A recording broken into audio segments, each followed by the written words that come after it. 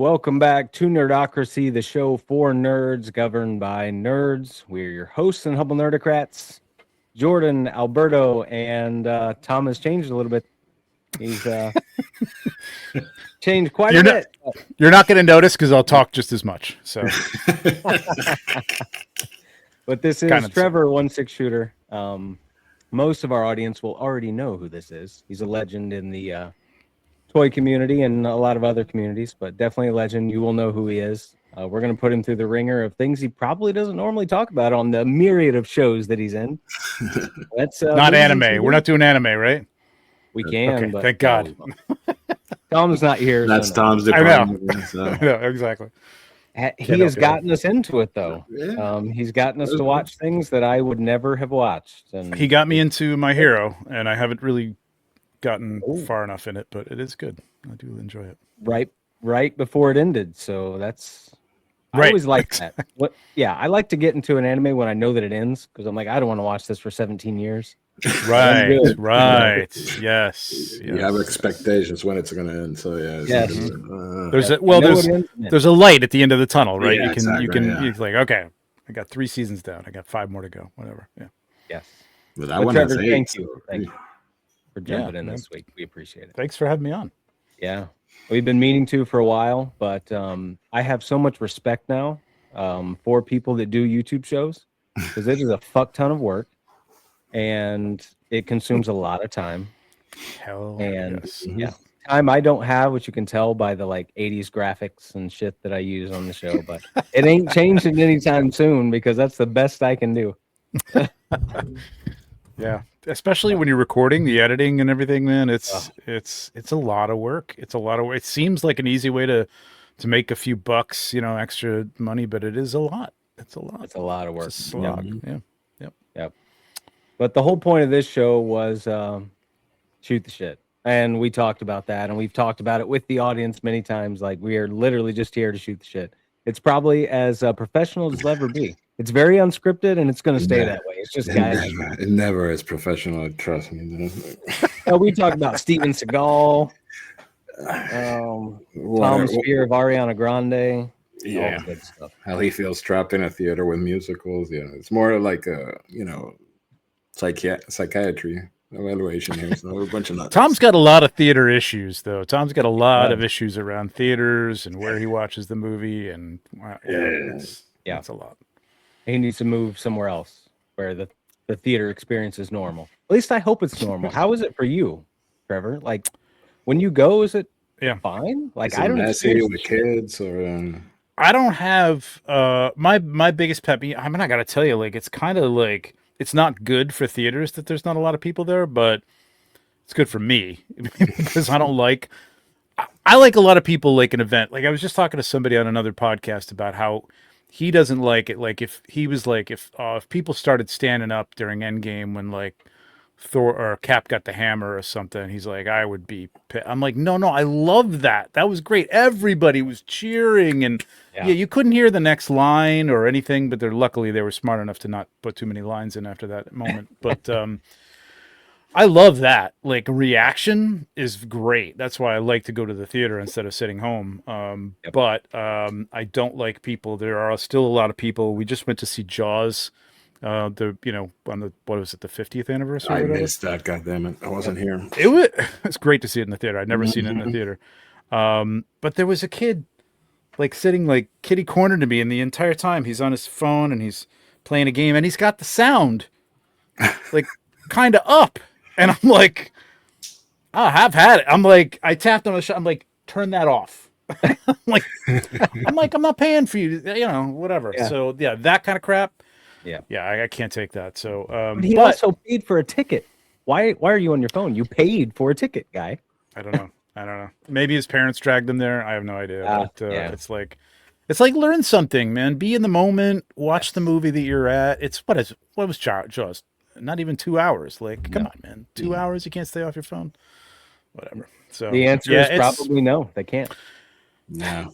Yeah, I know. It's sad. But normally I love going to the theater. I mean, I don't get to do it enough. Yep. But I would love to see more things in the theater. I really wanted to see Frankenstein in the theater, but unfortunately, I had to drive an hour, and I would have done it. It was a bad timing for what was going on in my life, so I couldn't drive the hour. I did an hour and a half, dude. Did you really? Northern Florida to a place that I thought I was never gonna come back home. So yeah, I managed. Because you know that the farther north you go in Florida, the more red it becomes. So I was the closer you get to Alabama. So yeah. So I was generally afraid for my life, but it was worth the hour and a half trip. So there was nobody in the theater. So yeah. Well, speaking I'm glad. Oh, sorry. Go ahead. No, go for it, brother. Yeah, I'm glad I did watch it at home because my wife wouldn't have gone with me to drive an hour, and she loved it. Like I was surprised how much she liked it.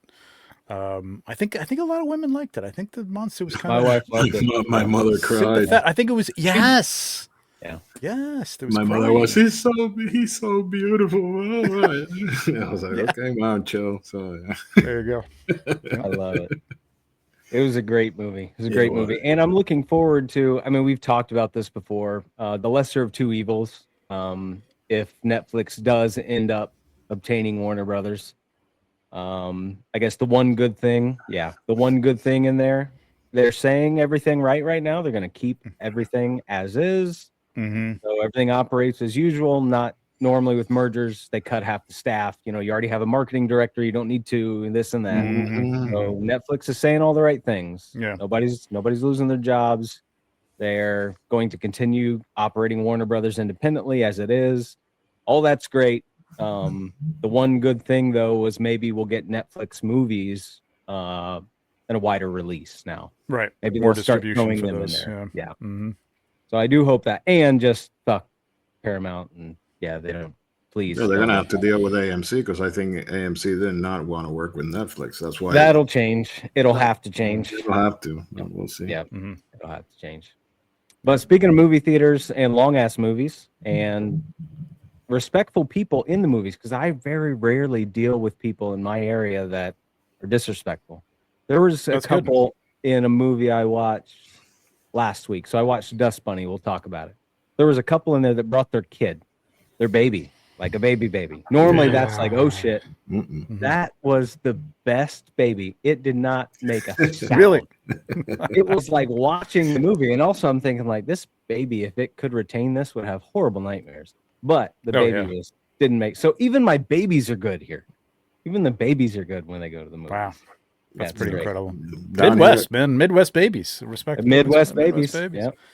Down here, I think nobody messes with anybody because I think either they shoot you or do something weird with you. So I think everybody's respectful. It is Florida. In Florida, at least, Orlando. I don't have any issues going to the theater. So I'm trying to think of what the movie was, but there was a baby in a movie that I went to in the last year, and this kid was just, and I'm like, and the person didn't leave. I'm like, take the baby out. You came with a baby. You're responsible for the baby and responsible for not annoying everyone around us. So, like, get the baby out, walk it around. Yeah, you're going to miss 5 minutes of the movie, but, come on, let's go. Yeah. When our son was born, we were responsible. We did not take him to theaters because we knew that it was going to bother other people. So we sacrificed.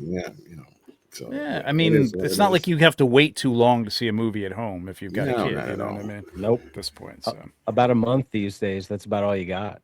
Yeah. Yep. Unless you're Avatar. So that was the movie my wife and I went to see today. They'll leave that sucker in theaters for 2 months and make all their money. But we went 10 a.m. showing. It was packed. We tried to go Thursday, sold out. Tried to go Friday, sold out. Tried to go Saturday, sold out. Every screen. So we managed to fit in at 10 a.m. today. Got in there, watched it, was in there for about 4 hours. It's a long-ass movie, which is on brand for them. I will say this. If you like Avatar already, so it's one of those things where if you watch the first one, you watch the second one, you already enjoy the series, you're going to like this movie. If you're already not into Avatar, it will do nothing different that will get you into Avatar. It's just the next one up. Thank you for saving me time. Yeah, because I love the first one for the visual aspect of it, and the story was different. It was interesting. It was like, okay, this is new and fresh, even though it's Dances with Wolves, but which I love. Yeah, me too. Me too. But interesting and done differently, and I liked it. I liked the cast and everything. The second one, my wife and I watched it at home, and we were both like halfway through, like, I "You want to couldn't pause finish. this?" I Like, couldn't finish it. It was just like, where? Come on, this does not need to be this long. I don't know. Yeah. It didn't grab me. So I'm not a huge fan. When I saw this, I'm like, I can wait for this. But then people were saying it was pretty good. But yeah, 3.5 hours. So that's another thing, man. I got to plan for a 3.5 hour movie, man. I gotta stop drinking water at like 5 hours before, because I gotta watch it at a certain time. Because I know after this time I'll pass out. So yeah, Dune Part 2, like, I'm like, I don't want to leave for any minute of that movie, and I didn't. However, if you're a person who does that, do you guys know about Run P? No, apparently not. No. So Run P is an app, and I'm surprised it was still around, because it's been around for years. And it's still active, and the company, the people who run it, whatever, still updating movies. So you can actually, you have this app, and you can look at it. You know, I mean, you're going to annoy somebody, but it is black screen, so like it's not very bright. And you just look up like a point when so and so says, you know, we have to go over to this, or what, you know, whatever the quote is, you can go. And it gives you a synopsis of what you're missing for the next like 5 minutes of the movie. What? So you can go to the bathroom at the opportune time, because like you're not going to miss anything. Here's what you're missing. You know, it's dialogue. It's boring. You know, whatever. It's not progressing the plot. It's a great app. It's a great. They have an app for P. that. Wow. Run P. I need that, because I'm one of those people excellent. that has to pee every 20 minutes. So I need this. All right, I'm gonna do it. It's great. Run P. It's fantastic. But I'm also one of those where I'm watching a movie I'm interested in, I won't go. So I'll just suffer miserably. I did it for Dune. Like, I just suffered miserably. I'm like, at one point it took me out of the movie. I would have been better off to go to the restroom, because I got so uncomfortable having to pee. I should have just gone, but I couldn't leave. It was Dune. So, but Dune, how long? That was 3 hours. That was 3 hours. The second one was. Yeah. Yep. No, I didn't feel like it, but it was. No, it's just a quick story. Like, so we'll go to the city every once in a while to the New York Philharmonic does movies and the live score. Right, we've seen Empire Strikes Back and Star Wars, and went to see Raiders of the Lost Ark, and it's in a different place. It wasn't in the usual theater that they usually have them in, and for some fucking reason, like normally you can get up, you just walk out the back door and go to the bathroom if you got to, you know. And I sat down, and they brought the screen up. I'm like, shit, I gotta pee.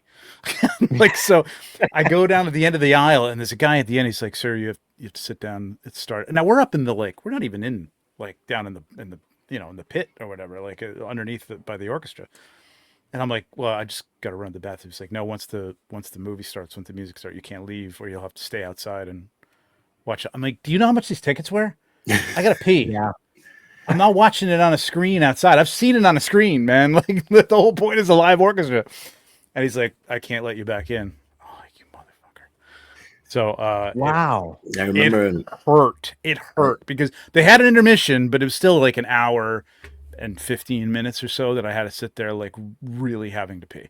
It was horrible. So it takes the fun out of it. Yeah. I did an exchange course in Madrid back in 2005, and Batman Begins premiered on that year. And I went to the theater down in Madrid, and they had the bathroom inside of the theater. So and they have sound inside of the bathroom that you can walk in, and you can keep listening to the movie while you go, and then you go back out. So you never leave the theater. That's great. That's brilliant. Yeah. Come on. They're ahead of the times. Yeah. Right? That was 2005, dude. Yeah. Yeah. In Madrid. Yeah. We'll go to Madrid to watch my movies. Oh, yeah. I do love that. The Indianapolis Symphony does the same thing. They'll bring classics in, and then they'll play the music along with it. They did Raiders, Lord of the Rings. They did Fellowship down here in Dr. Phillips the other day.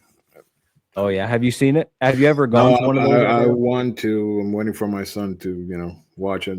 Maybe we'll do it together. Lord of the Rings. I've seen all three of them in live. Star Wars too a couple of times. They did Empire Strikes Back. Unbelievable. Yeah. I've seen one of all the greats.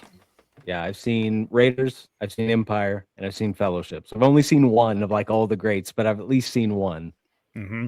Yeah, it's a cool yeah, experience. it's great. Yeah, it really is. But Avatar, one thing we normally go over, Trevor, I normally run down box office because I'm into that shit. But I'm not really going to go in depth with it because it's much of the same of what we've talked about for the last couple months. Not a whole lot's changed, but Avatar came out and it's tracking under the other two in its domestic. So the first one was 92 million opening weekend. Second was 134. This one's open to 88. So it's under both of those, but they always open low. So that's an Avatar thing. They open low, but they have crazy legs. People go to watch these movies for months. That's why they leave them in the theater for 2 damn months. So it opened lower than either of the other two, but worldwide it's already at 350, I think. So it's what was the budget on that one? Well, they already filmed it, but they already filmed that one with the second one, right? So yes, but it evens out to 400. Oh, okay. Yep. So they need to make 4, 8, 12. They need to make 1.2 billion to be profitable. That's, I mean, yeah. So when they get over $1 billion, they'll be making money. Crazy. It's insane. Yeah. That's wild. Stupid That's numbers, man. Yeah. It's. Meanwhile, what did I hear? What was I listening to? What movie was that? It'll come to me. The budget was like 70 million or something like that. It was a great movie. What the hell movie was it? Oh God, it was I mean, low budget by today's standards. Yeah, that's the sweet crushed. spot. I can't remember. Yeah, it was. I can't remember what a movie it was. It'll come to me. But yeah, it's nuts. The amount of money you got to make a profit now. It's just insane. Yeah, what's wild is James Cameron actually said whether they continue and make the last two he has planned will depend on whether or not this one makes like $1.6 billion, which is insane. They're the highest. The first two are the highest grossing movies of all time, and they may not even get more because they need to make an incredible amount of money. Yeah, it's nuts. Now I don't know if they could have prevented this from leaking, but I also don't know if they put it out there. And I'm talking about Marvel with their trailers saying like, well, if you go see Avatar, you're gonna see the Marvel trailers. Thinking, I don't know what the synergy is there. That's not a Disney property, is it?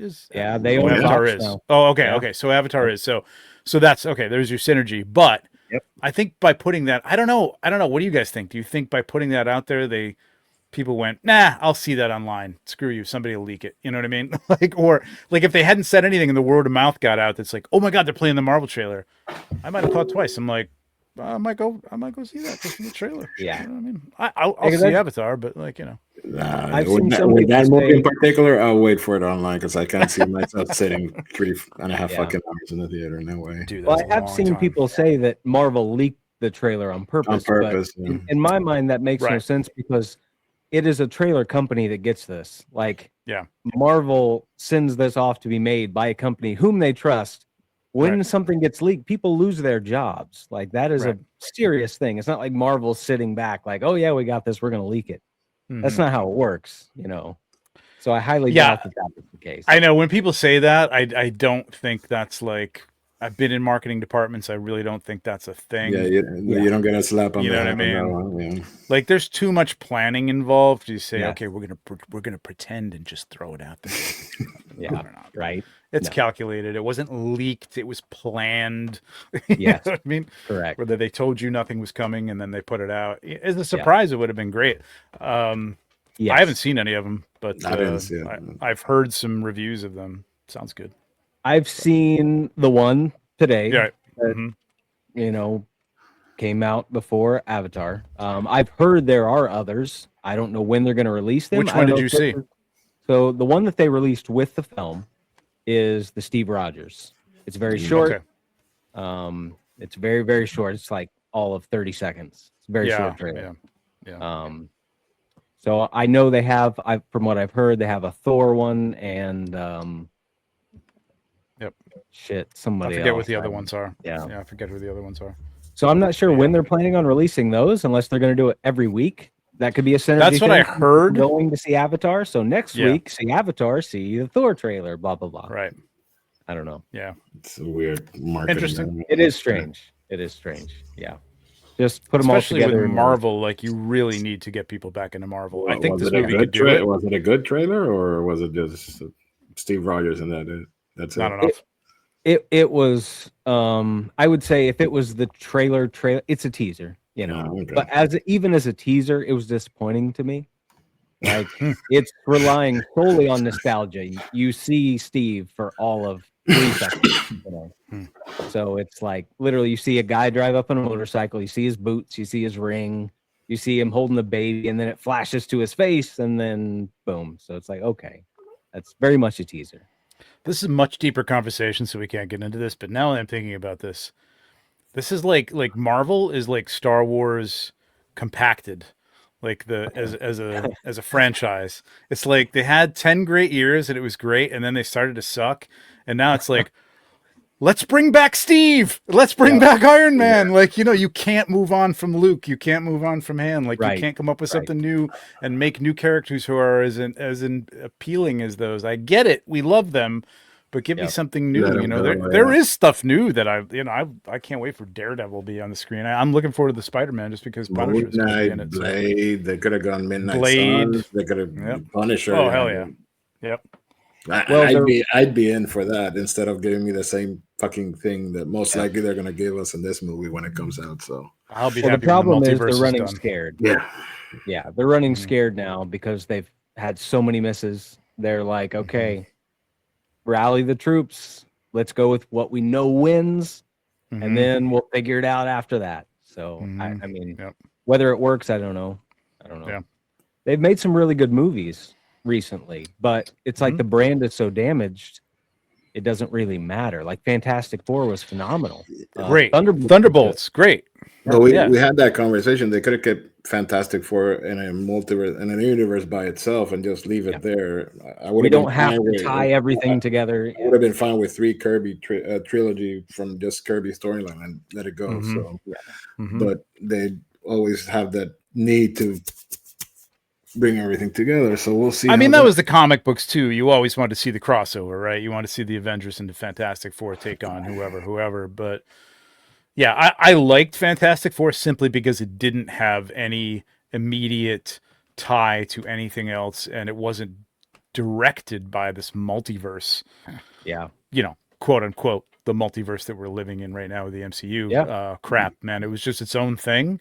It's kind of like watching Joker, in the midst of the Snyderverse. It was like, oh, I like this. I don't like that.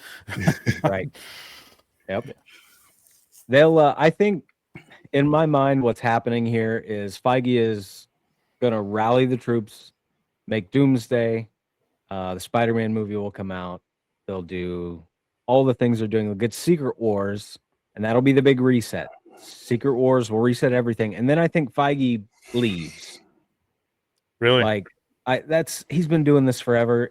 No one will ever do what he's done. Like, no one's ever going to take over a studio and make the amount of money that he has made.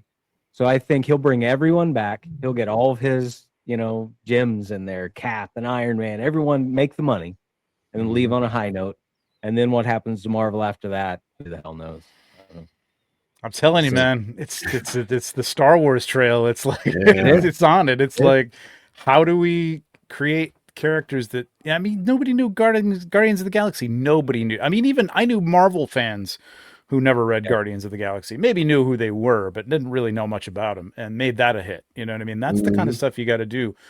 Yeah. Get the writers, get the right attitude for it, and get a good character. Like Miss Marvel. I enjoyed Miss Marvel a lot. I thought she's a great character. Hated that movie, the Marvels. That was it was piece bad. of crap. I haven't even seen it. Yeah. Oh, don't even bother. It's Don't awful. waste your time. It's awful. Yeah. It was bad.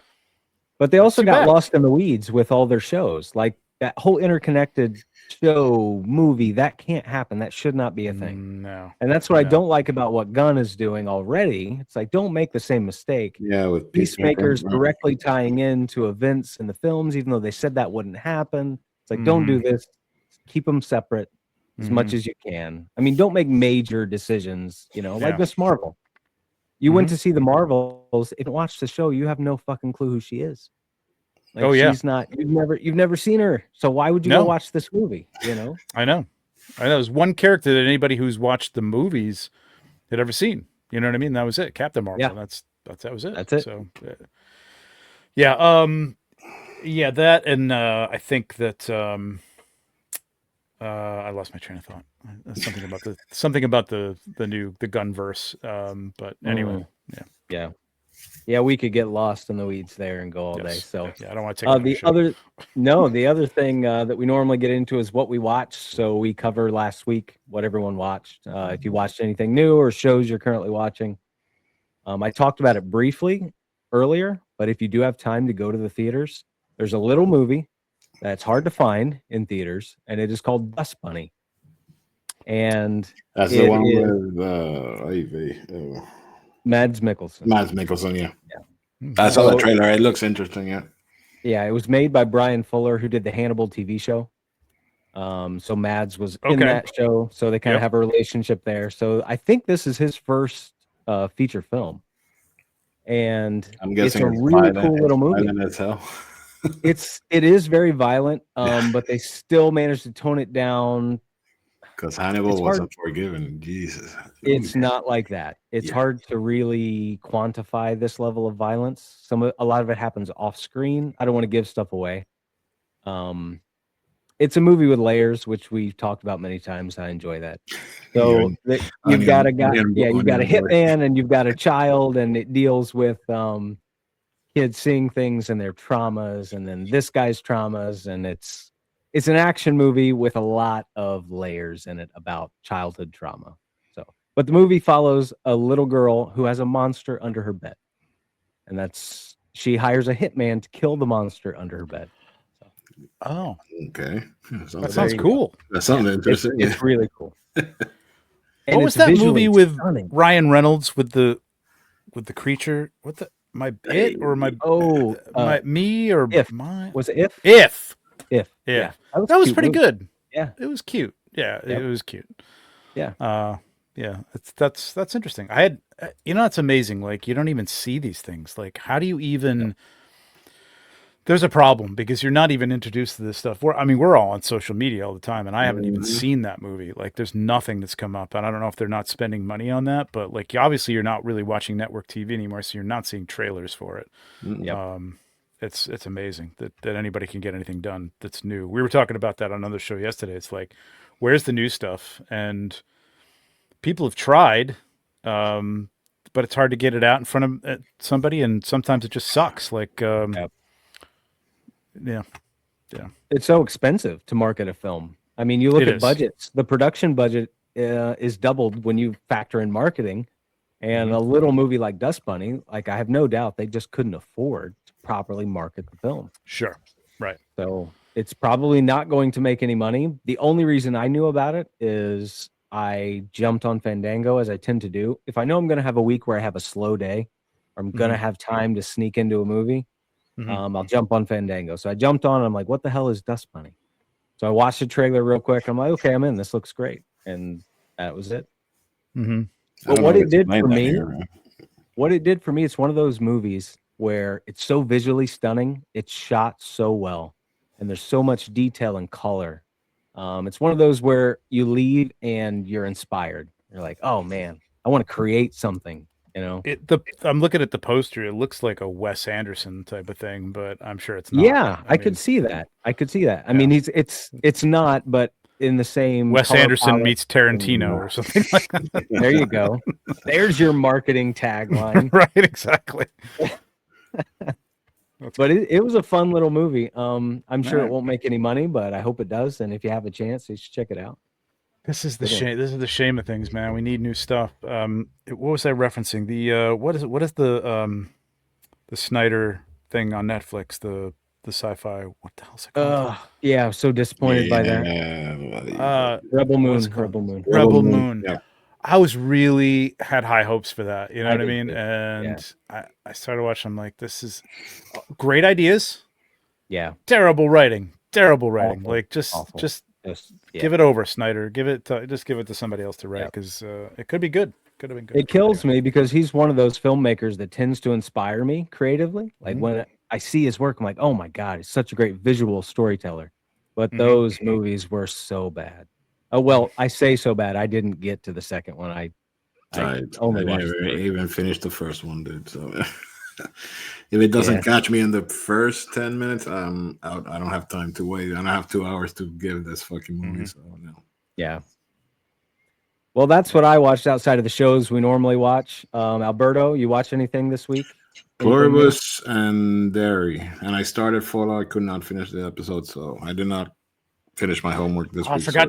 I got to get back to Fallout. Oh my god! Did you guys watch Knives Out, the new one? Oh my god! I have that on my to-do list. Yeah, I liked it. I did not care for the second one all that much. I didn't either. I was disappointed by that one. So this was a nice comeback. Yeah, this one was well done. It was crazy. I mean, it's not like Agatha Christie tight in terms of mystery, but it was fun. It was fun the way it's done. And he's great, man. Daniel Craig just eats that freaking every scene he's in, man. He's fantastic. Yes. I love him. So that was another series that is really well shot. The cinematography. Yeah. Beautiful and, you know, Yeah. Mm-hmm. That great cast. I mean, the cast is like all star too. Like it's incredible. Yep. Yeah, that was a great one. Pluribus is it's incredible. I love that show. I love it. And I've heard people say like, a lot like the same people who told me Andor was boring. Just like I've seen some posts like come through social media where like people are like, well, there's nothing happening. I'm like, there's so much happening. Like this is like she's figuring these creatures out, like what's happening, and I love every second of it, man. And I was watching it this week. Like I think I know what she's doing here. I think I know what she's doing. I'm telling my wife. Yeah. I'm only not going to give it away or spoil, but like I love the way it's coming together, man. It's a fun and funny, dark humor is one of my favorite genres. I think we can go into the subject of we already talked about that episode. I think we broached it last week. We went ahead and just delved into it. Yeah. So I think she's trying to bring out the individualism in I forget her name, but the woman that she's interested in, already she's starting to say easier, me. By the end of the show, she said it when she read her script, and I'm like, this is what she's trying to do. Like she's smart. She's trying to break her away and actually implant something in them that goes, oh, there is something to be an individual. You know what I mean? And I think it's not going to be a matter of stopping them and reversing whatever engineering that they've put into them, this DNA thing or whatever. I think it's going to be making these creatures want to be individuals at some point. So I think she might cause a revolt within the whole me. Exactly. Yeah, but I think it's going to go back to my last week's conversation we had, that I think Manuso's intents are not going to be very positive, and I think that everybody's like thinking that them getting together is going to be a good thing. I don't think. No. Not now, because he's all militant, and now she's like, oh, maybe I can get more with sugar than with with the whatever the vinegar or whatever, and he's like, these guys, F them all. Like I'm not even staying in the hospital. Like. So and their reunion. The reunion comes next week with only one episode left, so they're gonna set up all that tension for the next season, which will probably be 2 years from now, because that's how it works these days. We'll forget. My prediction is you'll see more of that breakthrough where, what is her name? What is the woman's name? God, I can't remember. Or what's her name is supposed to be. Anyway, her interest. Is going to have even more stuff, like even saying like, what's your favorite food? How do you say what's your favorite food to a, hive mind entity? Like it's everything, like who's, you know what I mean? But she actually tapped into whoever she used to be's favorite food and kind of was social about it. And I'm like, thank you. And I think that there's going to be more of a crack there, and then he's going to show up and mess the whole goddamn thing up. And we're going to go out like, oh, they were so close. You know what I mean? Yep, definitely. And it's Vince Gilligan. Yeah, he'll be just fine. I'm sure he's already got the next season already lined out and ready to go. Oh yeah, for sure. Yeah, it is a great show. Apple TV continues to win. Yeah, I don't think the show was scripted just for one season. I think they must have thought through beginning, and then if not, it's not gonna work. I don't think you give a show to Vince Gilligan, especially if you're Apple TV, and say, "Let's see how it goes." Yeah, it's like well, at least do 2 seasons. So, exactly. Yeah. So definitely. It's not like fucking Alien Earth, so they left us like, what the fuck happened here? I liked Alien Earth. Now I didn't watch your guys' take on it. We liked it, but it's that fucking. I didn't like the ending at all. Those 2 fucking last episodes were like, fuck me, man. So the writers went like out of the room, literally, because. Yeah, that's true. Yeah, I just felt like they had originality. Yeah, I feel like they had originality, and then they just kind of blew it.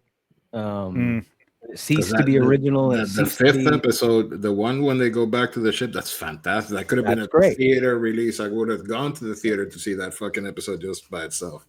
But after that, it kind of went like, yeah. How do you guys feel? And I don't mean to hijack this, but how do you guys feel about them bringing, especially with Badlands, like bringing really tying, and I know we've had Aliens versus Predator, which was horrible, but like really tying that in, and Blade Runner and everything, into one universe, which I've always loved, but I've always loved that it was like peripheral, and like you see how they like put that little Easter egg in there, and the Wayland Yutani was in the background of you know what I mean? Yep. And now it feels like they're really trying to like weave these, and I'm like, it's great. I hope they don't fuck it up. I hope they leave it like that, like Easter eggs or just things. Yeah, little crossovers here and there, nothing huge. I can live with that because I like that movie a whole bunch, and I hope they move on. And I think they're different timelines because Wayland looked way advanced to what we're seeing in Romulus or in Alien Earth. The technology was way there, so I don't think they're gonna be in the same timeline, but I see more stories within the Predator verse that do not need to be related to aliens at all. So no, and I'm fine with that. But do you think what's his name in Alien Earth, the synth is like a Roy Batty? Do you think that was supposed to be like a Roy Batty callback? I brought that up. And everything. Tom and Alberto disagreed with me. I don't disagree with you. I'm on board, man. I think it's a nod. I think it's like a little like let's play with this, because that's a very specific style of hair, and he's a synth, and I really think they're trying to tie the road or the Blade Runner universe into that as well. And Blade Runner's gone back and forth in the background of some alien movies and stuff too. So yeah, I'm with you guys though. I hope they keep the tie-ins there, but just don't overdo it. Subtle. Yeah, subtle, real subtle. I can live with so the nerd can, in me, sitting on the couch and be like, "Ooh, I know that, but that's all I need." Exactly. Yeah, exactly. Did you see Predator Badlands, Trevor? Yeah. Have you seen it yet? Yeah. What did you think? Just saw it last week. Okay. I enjoyed it. The what's her face says the synth was a little bit much for me. Like she was a little. Yeah, and that wasn't her. It was what they gave her to do. I thought she played it well. I just thought it was a little over the top and a little weird attitude for a synth to have. You know what I mean? A little too sarcastic, and I don't know. It took me out of it sometimes, but I really enjoyed it. It was really well done, fun, and I really like what they're doing with Predator. Man, Prey. The Lord hot take. Favorite Predator movie. Wow. Of all of them. Yeah, I think Prey was fantastic. And I don't know if it was because I watched it with the subtitles and I really felt immersed in it because they were using the Native American language. Yep. And that was really realistic. And I don't know. I love that movie front to back. Badlands. You like the animation? Loved that. Loved it. Yeah. Yeah, it was great. Yep. It was fantastic. And I love that kind of stuff. I love like, hey, let's do a little short, or let's do animation that tie it in, man. Do it. That's what I wish Star Wars would do. Forget the CGI. Give me okay. Don't get me started. Lord of the Rings. Why are we? Oh my God! They're not going to have Viggo Mortensen play Aragorn. The dude is almost 70, man. No, he's not going to play a younger version of himself that he played 25 years ago, man. Come on, no. I don't even know why Ian McKellen is doing it. Honestly, do an animation. Get the people who did Arcane or Blue Eye Samurai to do the animation and use their voices. Their voices still sound pretty good. You can do them. You know, like why? Why are we doing this? Why are we doing this? Why? And studios seem afraid. Studios seem afraid of animation, but we've talked about this on the show for the past 2 months. Yeah, animation is where it's at. It's making money. Absolutely. In the movie theaters, it's making money. People are going to see anime in the movie theater. Lean into it. I mean, I didn't know anything about Arcane, but I mean, it's a long form thing, right? But I don't know if they had a movie now or even a prequel or something. I don't know. It was nicely wrapped up, so I think you can't really do much else with it. But I would go see a movie done by that studio in that universe. Absolutely. Now it was hands down like one of my favorite things of last year. It was incredible. Yeah. It was. And Blue Eyed Samurai, same thing. It's fantastic. I'm hoping for the second season at some point. Yeah, because that was a good show. Yeah. Hell yeah. Yep. You saw that one, Jordan? Blue Eyed Samurai? Yeah. No. No. I will now. I've never even heard of it. You haven't heard amazing. Of it? It's amazing. You'll love the story. I know you're like a good story guy. It's a great story. The animation is beautiful. I mean, beautiful, and it's got everything. It's violent, unforgiving. That story is violent. It's good show, dude. It's a very good show. Yeah. Yeah. What network is it on? Her Netflix. Network. Okay. Netflix. Yeah. That's another thing. Netflix. They do not market their stuff. It's like you don't know what's on there. They never tell you. You don't have any way of knowing unless it pops up on your top 10. Then you don't know it's there. Yeah, and that usually is they're reserving that stuff for the stuff that they spend a lot of money on, like the Knives Out. Knives Out is like the first thing that's been there for the last, week and a half or whatever, right at the top. Even after I watch it, it's still like, you want to watch it again? Like, no, I'm good. But yeah, you got to dig, man. You got to dig. I mean, Blue Eye Samurai. I know it knows me. You know what I mean? There's anime in there, and it still didn't serve it up to me. I still had to go and find it. So yeah. Yeah, I'll have to check it out. I've never even heard of it. Yeah. So good. Yeah. So good. Yeah. Okay, only other show we got to get to. Man. Welcome to Derry. Wrapped up. I love that ending, dude. I will say those. Take it away, Alberto. Those first 5 minutes, I think, will go down in history as probably the best thing in horror movie in quite some time, dude. That thing with the students and how he started singing, and then at the end he burst out and basically deadlight everybody in the room. That was just fucking. I was floored, dude. After that, unbelievable. So it's fantastic show. I don't know where they're gonna take it from there after with the whole time traveling thing, Pennywise or whatever his case is. So hopefully they don't. Are we doing spoilers? Are we doing spoilers for this? I think enough time has passed. We're a week removed now. So yeah. So I mean, it's both people. It's both intriguing and concerning, scary and concerning that they open this up to the fact that he lives kind of on all timelines and time doesn't really matter to him, which is why he's trying to like maybe go back. And at the end, they're saying like, well, what happens if he goes back and tries to get rid of, our parents or whatever? And they're like, well, that's another person's fight, which is what they're setting up for next year. He'll try to keep going back and maybe forwards, who knows, and to figure out how to stop this from happening, birth or death, whatever that is. I gotta tell you, this series, I love the It movies, and I to bring it back around to figures, which I know we're going to talk about. I bought the In-Art Pennywise. I had the Hot Toys one. I sold that. I bought the In-Art one, opened it up, looked at it, put it back in the box. Didn't have a place for it on the shelf right now. And then I saw where that was going for it. I'm like, I might sell that. And then I watched this series, and I'm like, Pennywise, hands down, my favorite at this point. Jason, Michael Myers, be damned, Freddy, whatever. Best horror movie villain creature ever, man. Agreed. Skarsgård, iconic. Yeah. That's it. Iconic. Yep. No disrespect to Tim Curry, who did a great job, but like, my God, he's amazing. And this show, possibly better than the movies. Possibly better. I don't like it better than the first, which is hard to quantify that. to say. Better probably than I don't the either. The second, But it beats the That sounds second like out it of better the than water. the second. Yeah, Yeah. by far. Yeah. And I love the fact that they brought in a whole lot of other elements from Stephen King's universe, because that last episode felt like The Mist. It started off like The Mist. Yes. Yes. And they call around, and we've talked about this. I wish they did it just a series about him, so that I would be fine. Yes. But yeah, actually said he's gonna go work at the Overlook Hotel. So how hard could be working in a hotel, motherfucker?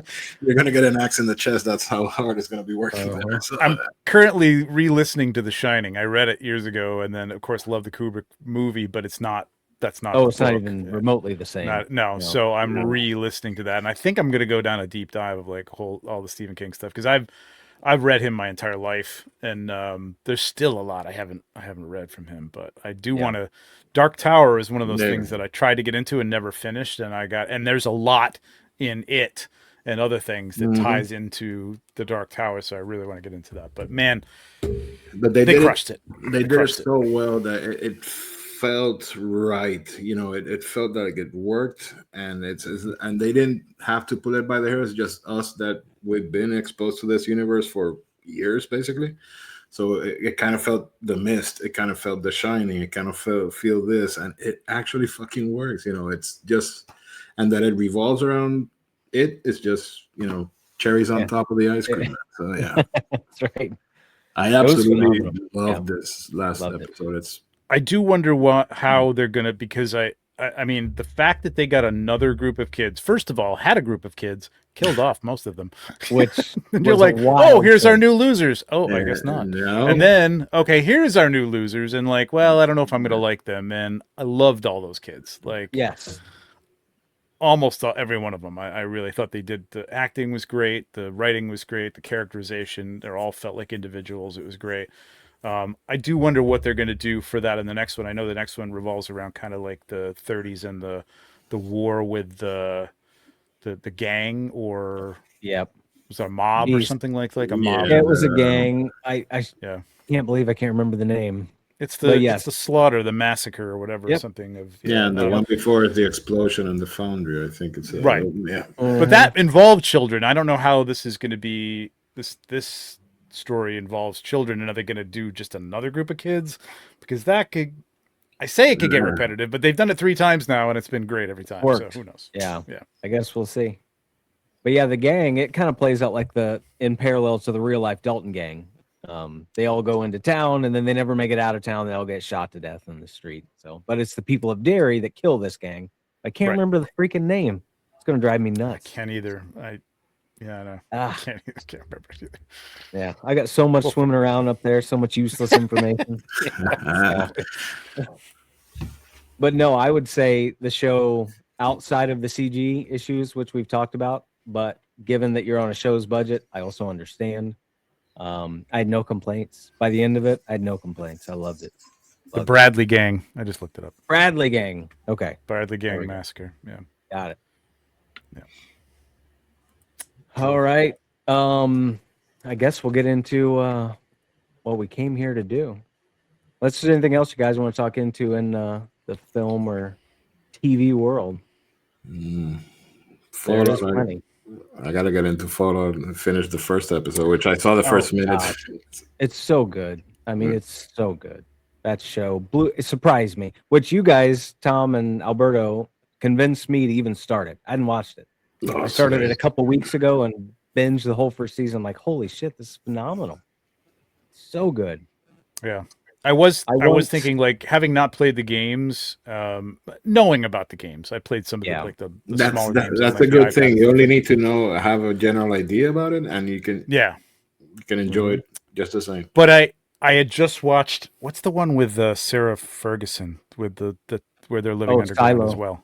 Silo. Loved that. Great show. I haven't finished. Loved it. Still in the second season. I haven't finished. And I'm like, this is going to be a lot like that, because I know this is I did know enough about Fallout, about the premise, but didn't know that it was going to be as dark humor as it is. And it's great, man. It's such a great show. I love that show. Yeah. What's great is it's accessible for people that have not played the game, but also if you have played the game, if you have played the games, you catch things that just make it so much. I'm like this. Yeah. Right? And one of the great things for me is the dialogue. It should seem silly, some of the dialogue, but it plays on how in the game you go into a great example is the second season. It starts off. I'm not going to spoil too much of it, but there's a showdown scene, and then Lucy talks to the gang members.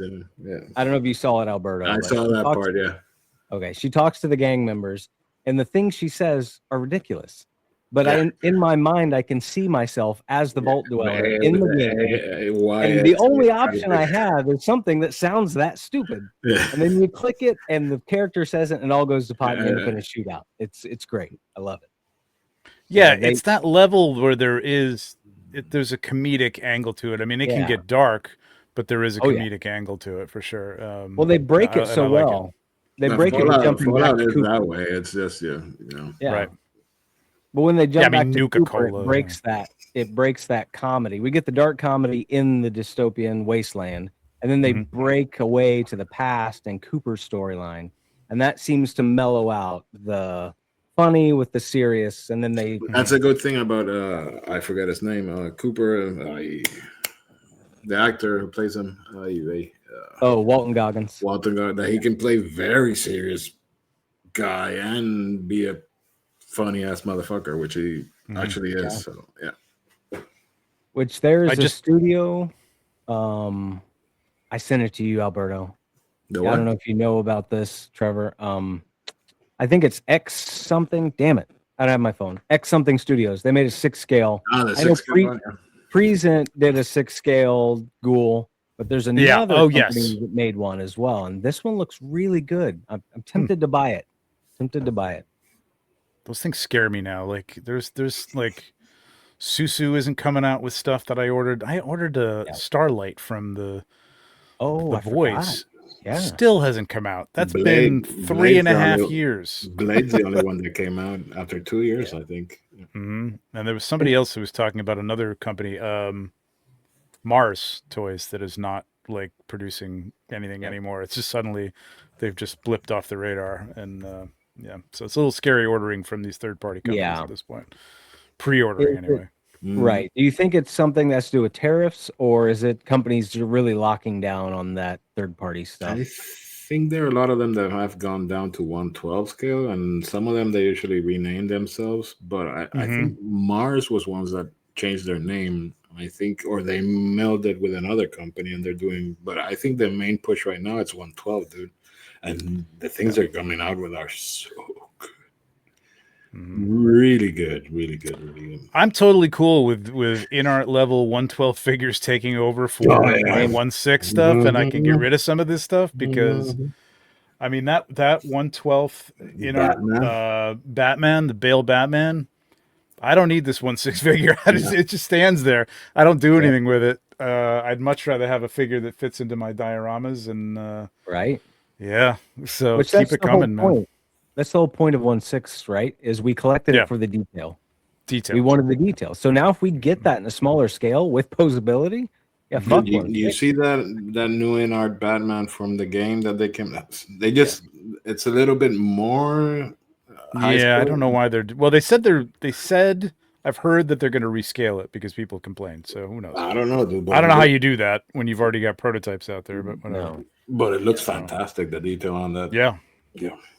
And I mean, it's the Bale sculpt, right? I mean, you could get close in on that, and it looks great. Yeah, you get it in as tight as you would like a portrait, like you guys take with, and I've taken with some of the Hot Toys and stuff. Yeah, all right, it's you're going to lose a little bit there, but you could get in pretty damn close and still looks pretty good. Still looks pretty goddamn good. Yeah, that's amazing. I love it, man. It's always I'm hoping the Noda Toys, I won't get rid of the in-art 1/6, the Lord of the Rings stuff, but the Noda Toys, even the Hellcat stuff is pretty goddamn good, man. But the Noda Toys looks like it's going to nail it, and I'm happy. I have the Noda Toys Monkey King, and no other company has come close to beating that one. So those guys are in.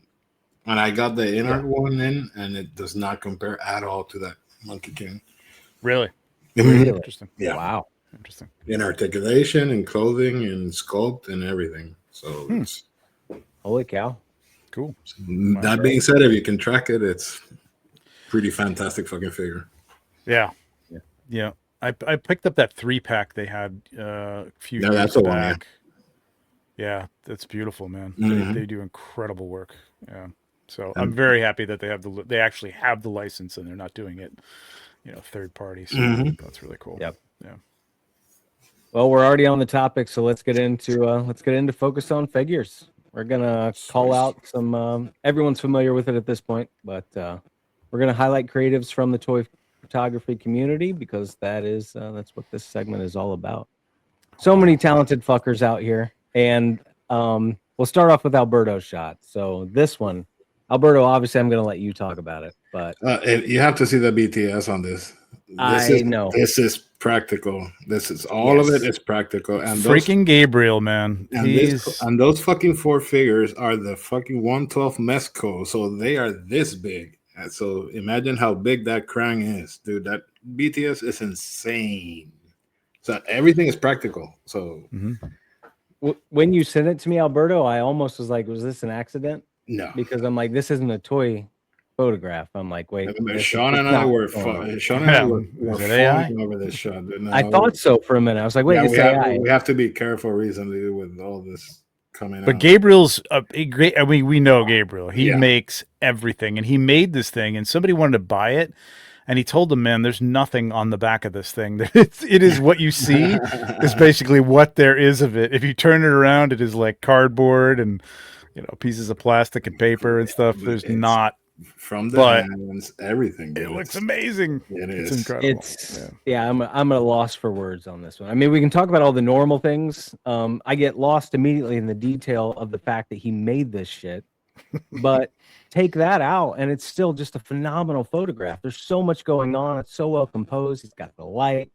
But when you see that BTS, and the scale of all these things, you're like, holy shit! Like this is next level, dude. It just feels like a movie scene, like something you'd picked out of something, and you're like, ooh, I'd love to see this. That'd be great.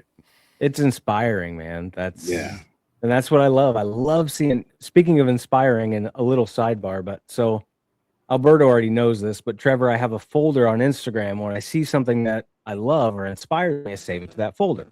Boom, bookmark save. So whenever we do the focus on figures, I jump into that folder and then I pick 3 images from that folder.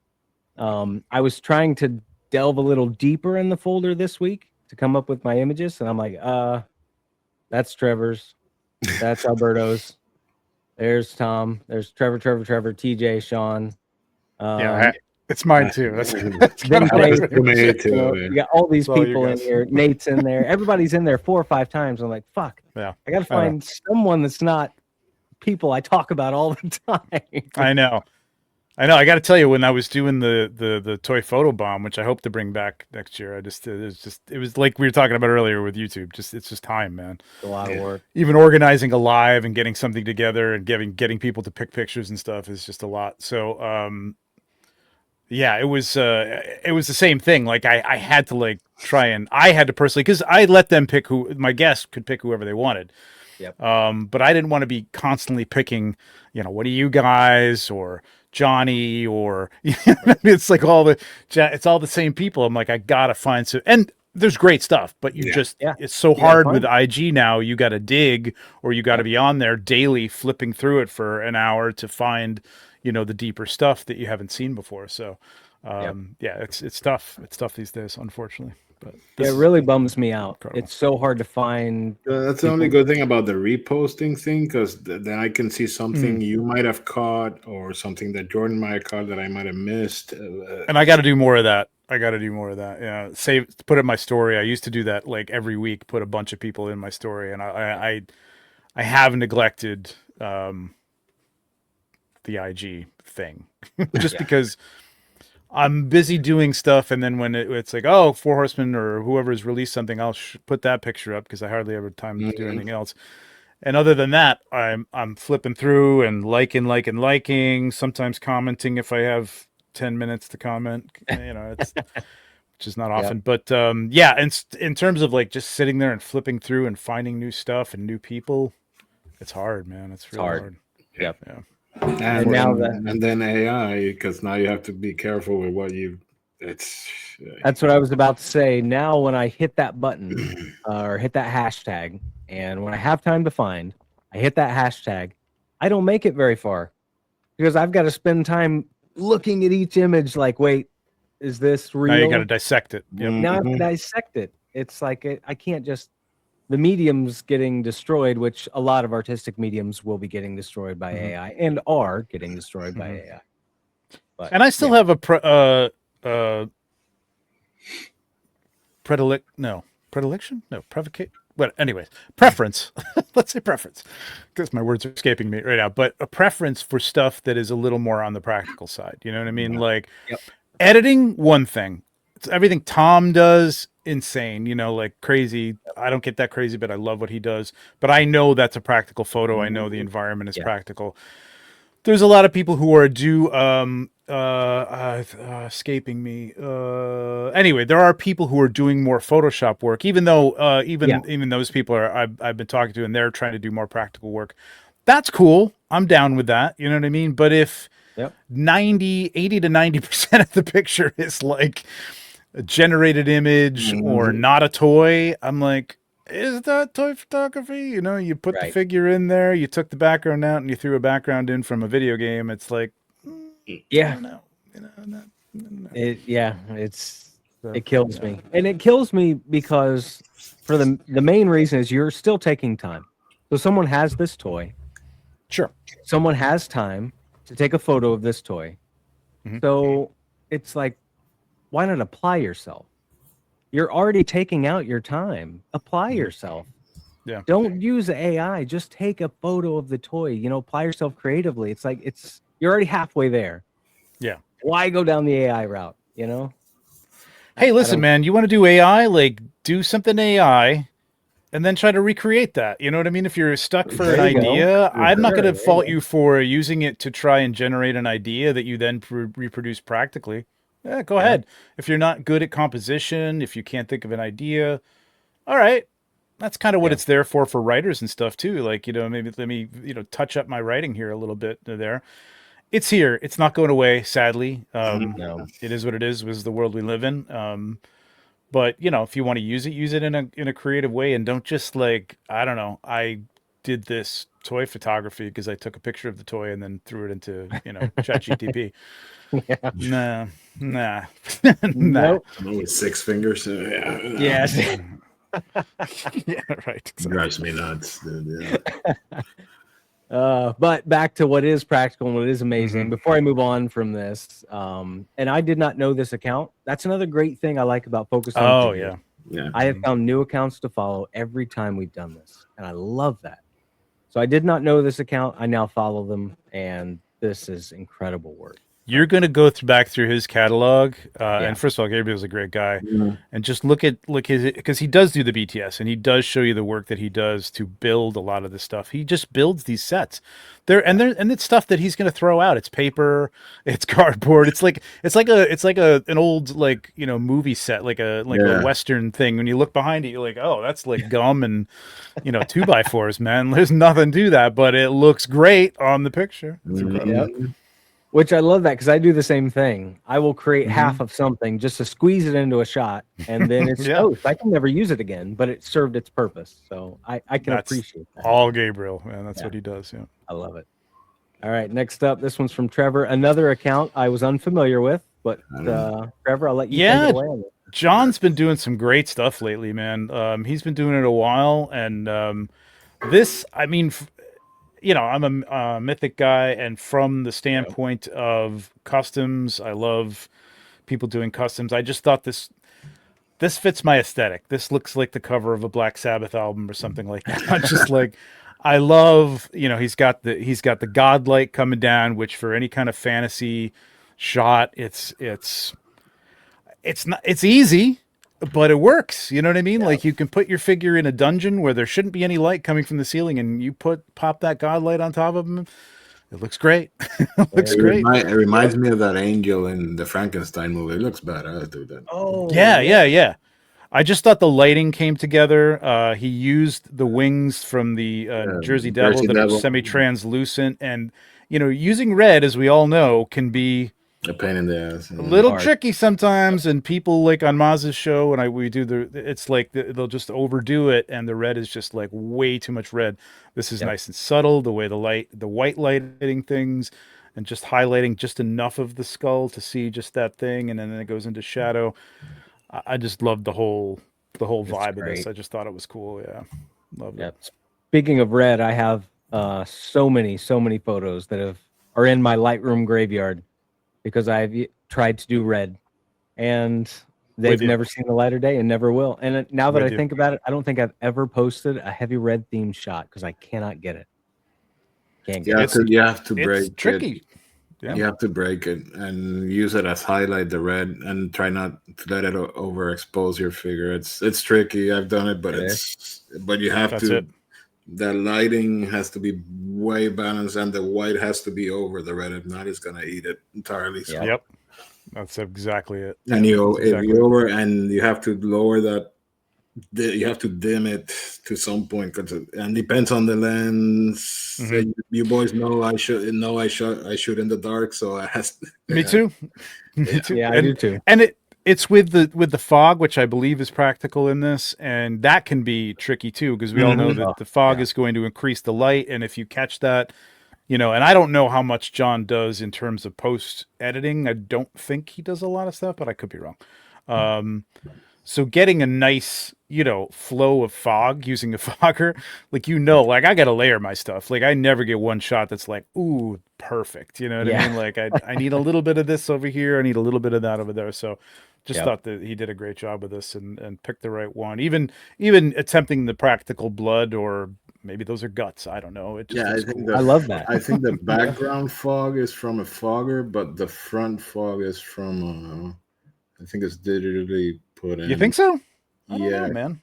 Because it's not catching any of the red at least on the left. Yeah, but I think he's got a purple light over on the other side though too. I think that's where that. It's very okay. I see it. It's very or a bluish light or something like that. But he's got something hitting there. Wonderful job with breaking he did not allow the red to eat the whole picture, which you can appreciate in the crown or on top. So it looks pretty good.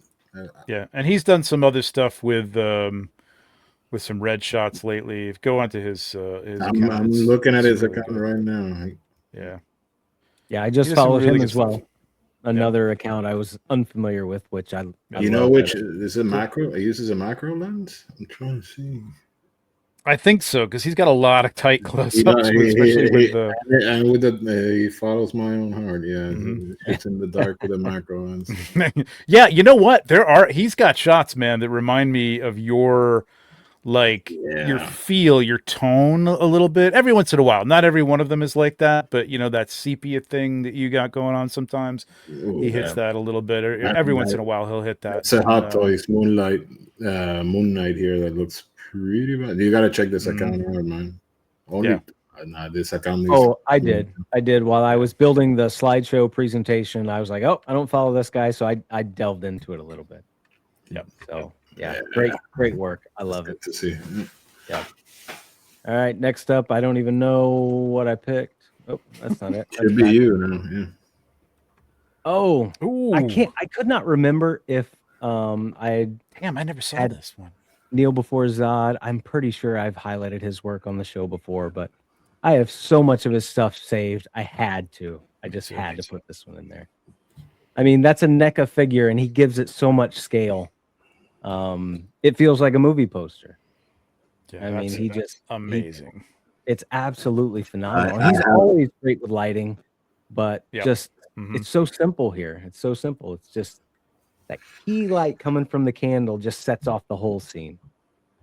I bought him and Peter Cushing as Van Helsing. I've been meaning to do a shot with that, but I've not gotten down to it. I love the figures, came out fantastic. That's Christopher Lee's Dracula. Those two, they're pretty good. Horror of Dracula, I think they did a 2-pack from them. It'll be force. And it's interesting, I've been following him for a while, and he does a lot of tight shots. So this is kind of a departure for a lot of his stuff. Yep. He usually fills the frame with the figure for the most part, and this is beautiful. And you can tell that that's a practical dial. Yes. Not because it doesn't look good, but I like the fact that some of this stuff is a little imperfect and looks a little more organic and stuff. And man, it's just really nicely done, man. This is so good. And like we talked about earlier, it's so difficult. And you guys have a fogger of some sort, but it is so incredibly difficult to take a shot with this much fog. Yeah.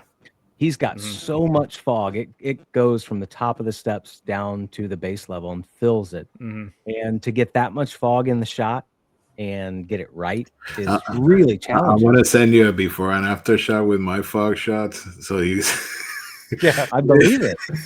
I believe it. And I mean, maybe he's using where's the figure? I can't see. Well, that was like when I was used to be using like one of those Halloween, Spirit of Halloween foggers, fog machines and stuff before the Smoke Ninjas and all those things started coming out, or at least got less than $500 a piece. It was nuts, man. It could get crazy. Like if you just get that thing going and you forget to shut it off, and the entire room is just filled. I set off the fire alarm. I'm like over here doing this. I'm like, God damn it. Yeah. No, I have a Fog Machine 500, and it's massive. Okay. And it doesn't. I can't do things like this too much. I can't control. Smoke Ninja. I don't want to pay for a Smoke Ninja. That's the other thing. Well, the Ulanzi's a lot cheaper than the Smoke Ninja, and it's just as good. The Ulanzi's good. I've had both, so yeah, either one. Yeah, it's fine. So what I use, Jordan, it'll change your life. It'll change your life. It's fantastic. Well, what I use for fog, because I do fog in about every image, even if it's not visible, I give atmosphere to the image with it. But what I use, and this is not good, but so I quit vaping a long time ago, but I still have one little tiny vape, and that is how I get the fog in every image, because I don't have a better alternative.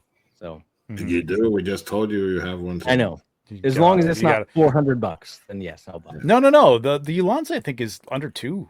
No, it's cheap, dude. Amazon, they have the store. You can get either or through Amazon. So the Smoke Ninja has come down a little bit, but I still think that's maybe over $2. I don't remember what I paid for it. I think I did the Kickstarter, but the Ulanzi's pretty affordable. I mean, just not having to sit there and, I mean, you still blow on the fog and stuff like that, but just not having to like think about, clicking the button, your face down there to try and get your face into it. Like this thing, you can stick it right into the scene. Yeah, that's what you know what I mean? And pull it out. Functions. It has like dry eyes and steam, so you can play it around. Got to do it, man. I do. Fun, dude. I need to. That'll be my Christmas gift to myself. It's a hell of a Christmas gift. You're going to enjoy it. Alberto, did you say yours bit the dust? Your Smoke Ninja? But that's because it did. It dropped from like 5 feet, and it cracked the battery, and it was not charging, so I had to buy it. For sure. But then for some reason, I plugged it back in, and it's worked. So now I can use it. So there you go. I'll be like. Recently I bought a bunch of new lights, and that's changed the game for me. I've been rocking the same old Amazon lights that I bought 9 years ago. And I bought a bunch of new lights, and it's just made things so much better for me. But I'm a cheapskate. I try to use what I have and make it work. Sometimes you just got to spend the money. The new lights, I've been having a lot of fun shooting with the new lights. I've been doing stuff that I don't normally do because I can't pull off the lighting. So now I have that capability. It kind of started with our whole collab shot. I had some lights that gave me a little more freedom to play around with. So having fun with that. Nice. All right. This one's phenomenal. Anything else you guys want to say about this one? It's good job. I mean, it's so fucking good. I love it. And I got to say these NECA, NECA does some great stuff, but these, for some reason, I just picked up the Peter Cushing. That's the one I'm talking. Yes, good. Yeah, just a great fill-in for somebody. You know what I mean? I'm thinking Dr. Frankenstein. Did you use him for Victor? No, somebody I used the Mesco Joker. Oh, that was that shot. I thought you might have done something more recent. No. I did see somebody use him for Victor. Yeah, somebody used him. I saw that shot. Somebody used him with the Mythic Legions one. Yeah. Speaking of Dracula, I found a really amazing. It's way over there, or I'd get it. But I found a really cool coffin on Walmart for 18 really? bucks. And it's Really? super detailed. It's got the cross and it's got all this decorative, mortise on it. It's really awesome. So I had a shot idea in my head and I needed a coffin. And I found a cheap one on Walmart and it's great. I'll have to send it to the group chat if you guys need a cool coffin. Hell yeah. Constantine fits inside it perfectly. If that's my Mezco Constantine, that's what I'm working on. All right. Constantine, the victim of like 50% of every toy photography. Yeah. Right. Poor Constantine. Poor Constantine. All right, Alberto, this one's you, brother. Ooh. This is 6 scale Salvo. Yeah, that's the story. I love how he does photo work with military, and he's a great storyteller. And I know it looks a little bit out of scale with the brush and everything, but just the story. Not really. Not No. much. Yeah, no, he sells it, but he uses it, and it's an outside shot. So I don't know what time he took it, but it's fantastic, man. So and the story of him just sitting down. Did he just lose a friend, a patient, or is he going into a mission? It just drags you in. And he has a whole lot of other, his scroll. He has a whole lot of other angles. Yep. But this one is phenomenal. It just looks so real. It's so well done, so well lit, even for an outside shot. So, I think we've spoken about him before. So Yeah. But it's such a good shot, man. One of the crazy things, what's so great about it, and I find myself struggling with this, is to get natural human posing out of a 6 scale action figure or a 12 scale, doesn't matter. To get that pose that looks natural, it looks real. That's so hard to do. And especially a pose like this. And with cross arms. Cross arms. Yeah. To do. He crushed it. It looks so real.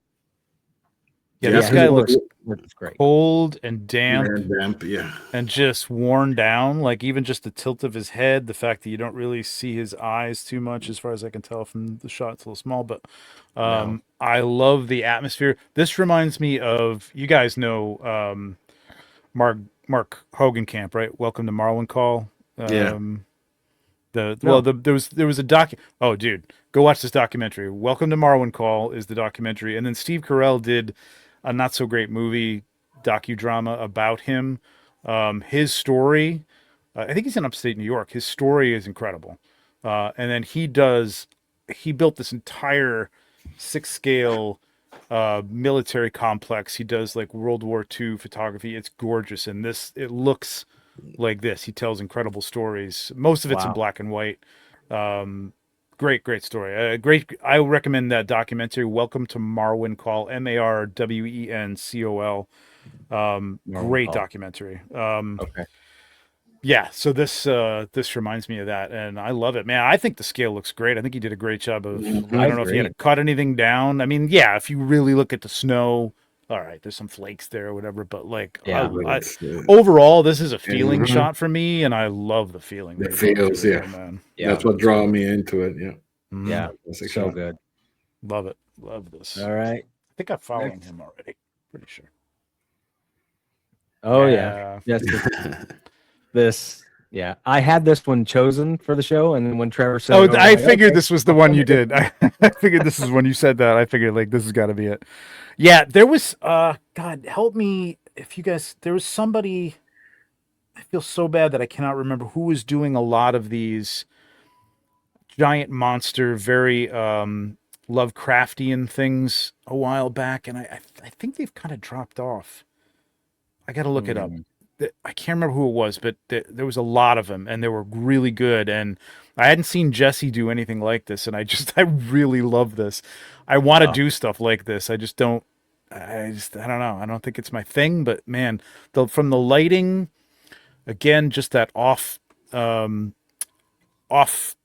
screen moonlighting coming in there, the use of this little castle, which is probably like a fish tank thing or something like that. A tiny little fish tank thing. I think this creature is like, isn't this a NECA figure or something like this? It's from The Witcher. Yeah, it's from McFarlane, I think. It's not. Oh, McFarlane. You're right. Yeah, you're McFarlane. It's not huge, right? I mean, it's not It's really big. Is it big? It's big. Is it? Yeah. Okay. All right. But still, in all, like, you know, that castle was a great find to put that in there, and I don't know, it tells a great story. Yes, it does. I love, I don't know, I love giant Yeah. creatures like this. Whoever's You know, living in that kaiju castle shit. is You know what I pretty, mean? I love it. pretty screwed. Yeah. And the composition, just to have that the whole thing surrounding, you know, that castle. That castle is like the victim, you know, or will be, Yeah. whoever's in there. And I just really love, you know, the composition of it too. It's just everything's well placed. It's really really nice. I mean, it makes my Great mind mood. race. It makes my mind race. Like, okay, there's so many things this could be, but in my mind, speaking of the whole Cthulhu Lovecraftian thing, so immediately I think, okay, this may not even be here, but whoever is in this castle, they've got it buttoned up tight, and this is their nightmare. Like outside, Right. this monster Right. is there. They may not Right. even be there, but you know, there's a crazy person locked up in the tower up top, you know, and that's what they think is happening outside. Like, it just makes my mind race with creativity, and I love it. So good. The movie, But he's scene, great. man. Jesse's great. Man. Oh yeah, Jesse knows what he's doing. But this was a departure for him. So I really liked it. I thought it was pretty cool. Yep. I like when people experiment. I got to do more of that myself. Well, you got to find the time to do that. Yeah. All right. I don't even know who's next. Is it me? Oh, it is me. And I'm hoping this when we. Oh my God. Yeah, when we release this show and I tag Mark, I hope it brings him back because I don't think he's Yeah. posted since 24. Miss Mark. Yeah. No. But it's been a long time. I know he's still active. He posts some stories, but we need his work. We need his work. Yeah, I love this dude. It's funny. I was just going through like a bunch of stuff that I've collected. I have a collection of things that people have given me. Like, you know, people will hand you out little like prints and things like that at shows. Yeah. And I have one of Mark's Spider-Man shots that he gave me. I think it like SDCC like 2022 or something like that. You know, we met up with him. And yeah, it's been a long time since I've seen him stuff. So he has dropped off. Huh? Yeah, the last thing was the Invincible shot. And we spoke about that, I think, in one of your shows back in the day. So yes, I think so. It was a 6-pack show, if I remember right. Yep. Come back, Mark. Come back, Mark. Come back. Come back, Mark, and do whatever the hell you want. But this kind of stuff is so. I mean, once again, when you look at the entire scene, this is so difficult to do and get it in scale. Like he's got to find all this stuff, come up with all these diorama pieces, and the posing and the story is all there. The composition's all there. And but for me, the whole scene, just boom. Yeah. I mean, it's got everything about it. I love it. Even that stool that's like the, you know, if you could sit at a machine back in the day, that's the stool that you would have. That's what you'd be sitting on. That's perfect. And the carpet.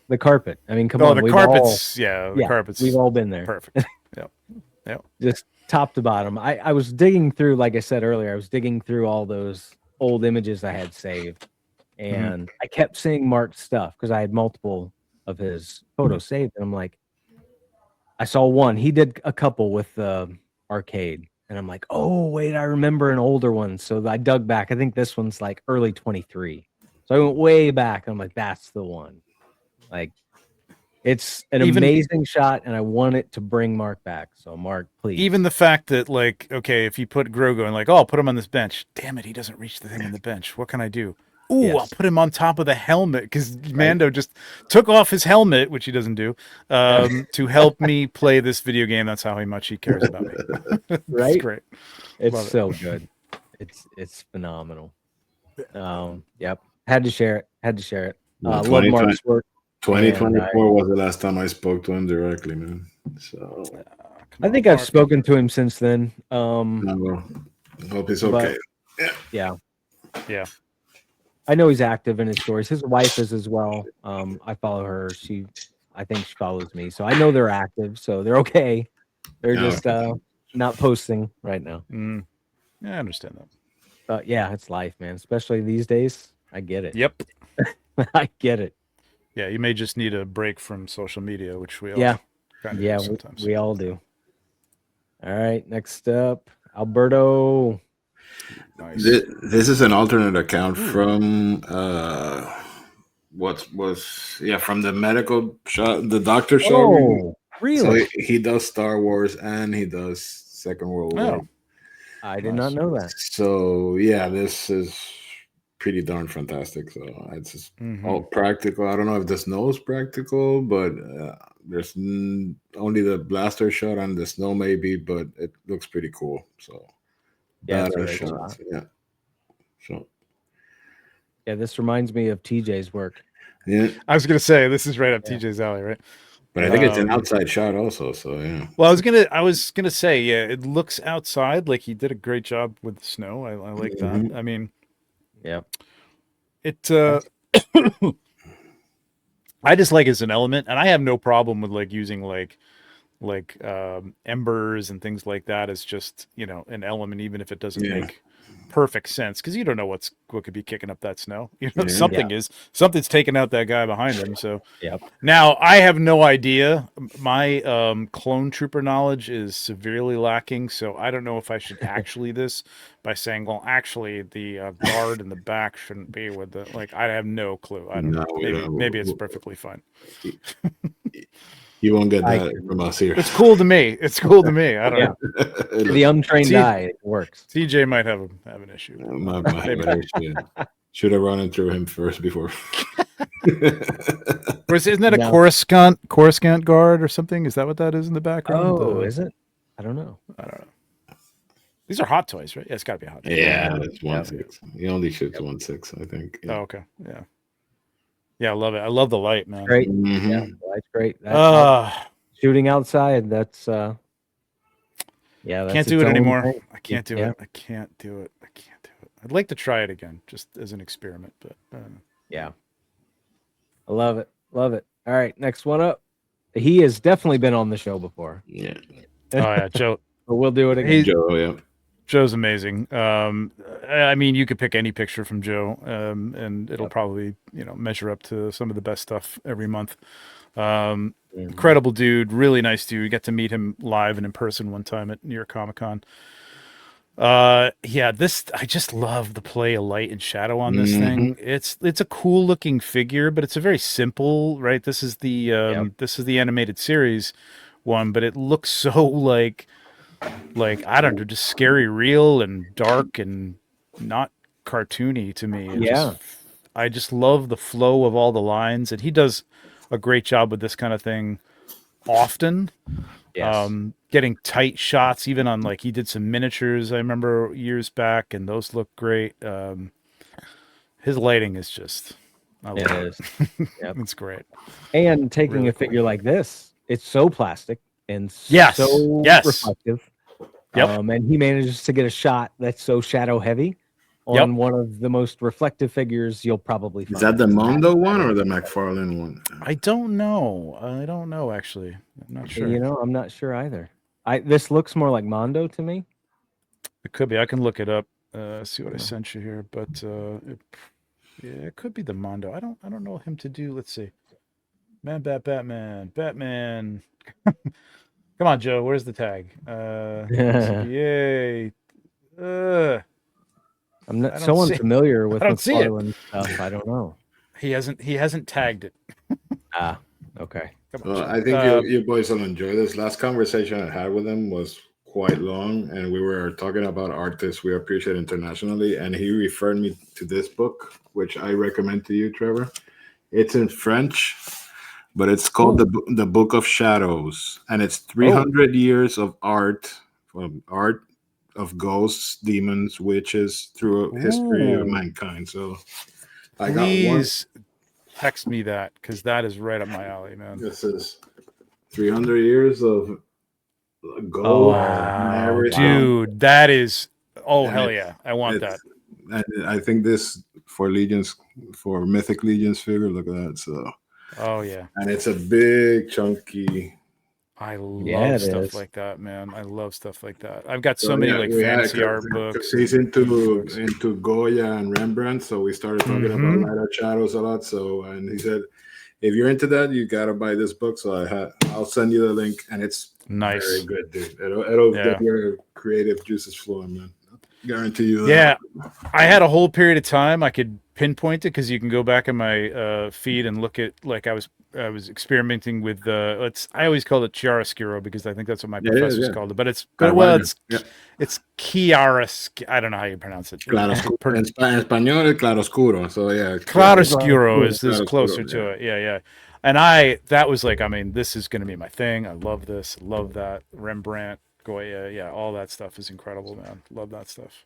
And and right here, he's demonstrating it here. Like this is that kind of thing. Yeah, the soft focus. And it's such a shallow focus too. Like really the eyes and the teeth are what's in focus here. And then everything else kind of just radiates out from that and just slowly goes into like a blur in the back. I love it. I love this kind of stuff. And it seems so simple.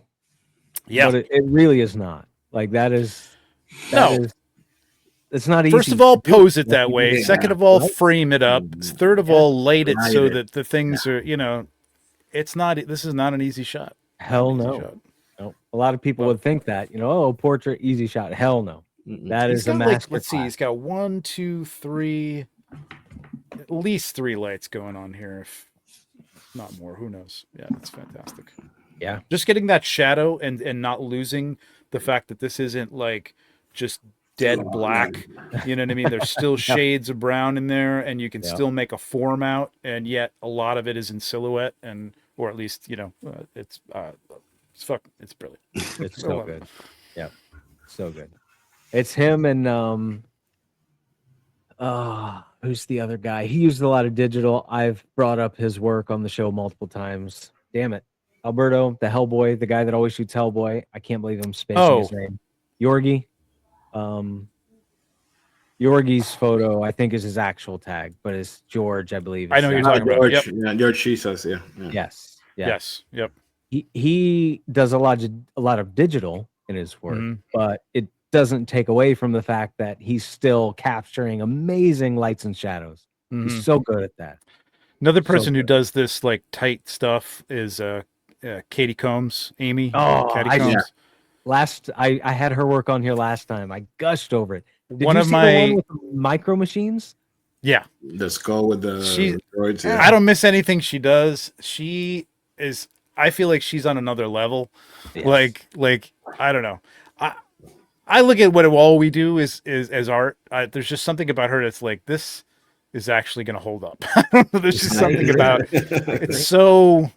It's just so, I don't know, pleasant and interesting and fun. It's a little more traditional. Like if you see artists, if you look back at artists from the 70s who were doing toys, things with Barbies, things with miniatures and things like that, it harkens back to that stuff. And I love it, man. I wish I could do it. And I don't know. It's great. I love it. Yeah, I felt very odd because after the last Focus on Figures, she reached out, Amy did, and was like, thank you so much and all that. And I'm like, and I told her, I'm like, no, I mean, thank you. She's like, I'm so honored. Like, you shouldn't be honored. I'm honored to talk about your work. Like, I'm just aspiring to do the things that you do.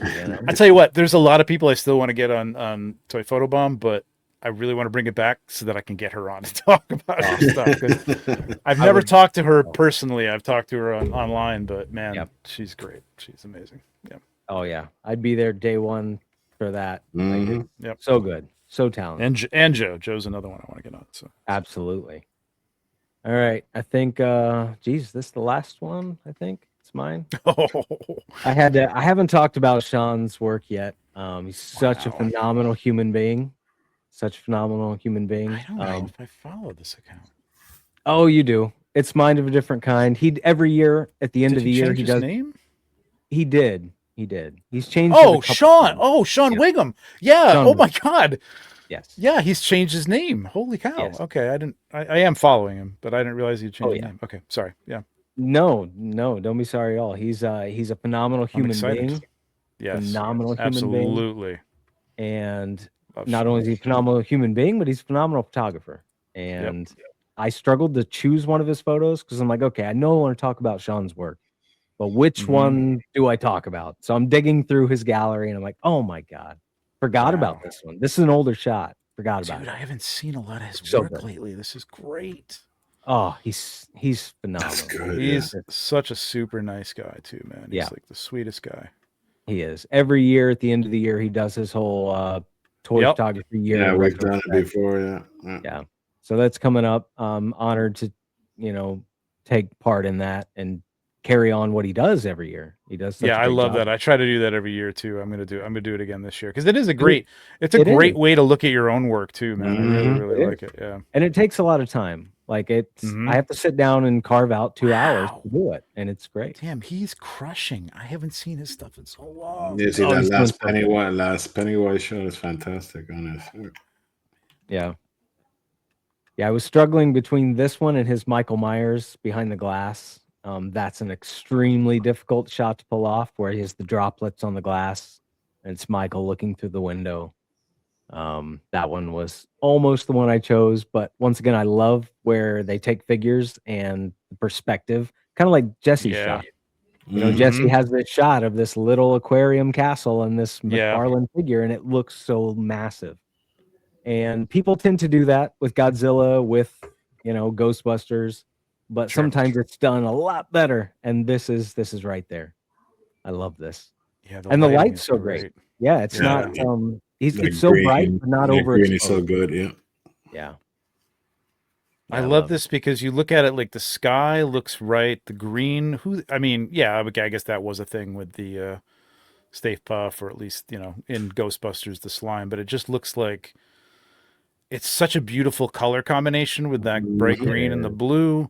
Yes. And then the ambulance in the front.